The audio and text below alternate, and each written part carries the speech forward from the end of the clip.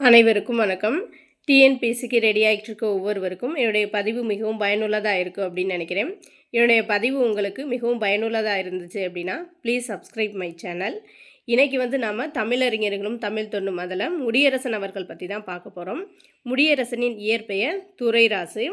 இவங்களோட பெற்றோர் பெயர் சுப்புராயலு சீதாலட்சுமி.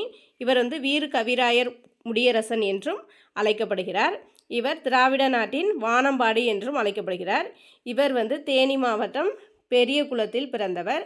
எப்போ பிறந்திருக்காங்கன்னா 7/10/1920 அன்று, 3/12/1998 இயற்கை எழுதியிருக்காங்க. இவர் பெரியார் அண்ணாவிடம் நெருங்கி பழகியவர். தமிழ்நாட்டின் மூத்த தலைமுறை கவிஞர்களுள் இவரும் ஒருவர் அப்படின்னு சொல்லலாம். இவருடைய நானிலம் படைத்தவன் என்ற கவிதை மூலம் இலக்கியத்தில் ஒரு பெரிய தனி முத்திரை பதித்தவர் முடியரசன் என்று கூறப்படுகிறது. அடுத்து இவருடைய சில நூல்கள் பார்க்கப்போம்.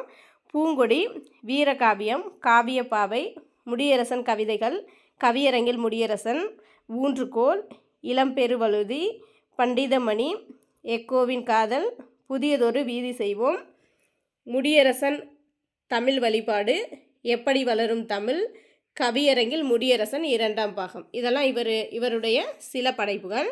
அடுத்து இவருடைய தமிழக அரசின் பரிசு பெற்ற நூல்கள் 3 இருக்குது. அது என்னென்னு பார்ப்போம்.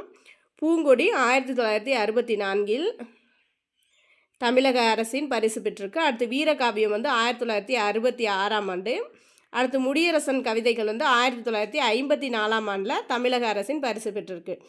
அடுத்து இவருக்கு கவியரசு அப்படிங்கிற பட்டம் யாரால் வழங்கப்பட்டிருக்கு அப்படின்னா 1966இல் பாரி விழாவில் குன்றக்குடி அடிகளார் அவர்களால் வழங்கப்பட்டிருக்கு. சங்கப்புலவர் அப்படிங்கிற பட்டமும் குன்றக்குடி அடிகளார் அவர்களால் தான் வழங்கப்பட்டிருக்கு. திராவிட நாட்டின் வானம்பாடி அப்படிங்கிற பட்டத்தை வழங்கியவர் யார் அப்படின்னா பேரறிஞர் அண்ணா அவர்களால் வழங்கப்பட்டிருக்கு. அடுத்து மேலோங்கும் கொடுமைகளை காணும்போது காட்சிக்கு புலியாகி கொடுமை மால கவிதைகளை பாய்ச்சுபவன் கவிஞன்.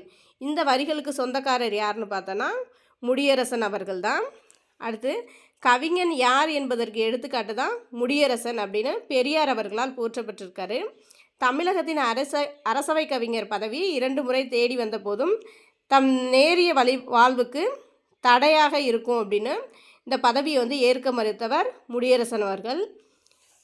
அடுத்து என்னுடைய பதிவு உங்களுக்கு பிடிச்சிருச்சுன்னா please subscribe my channel. Thank you.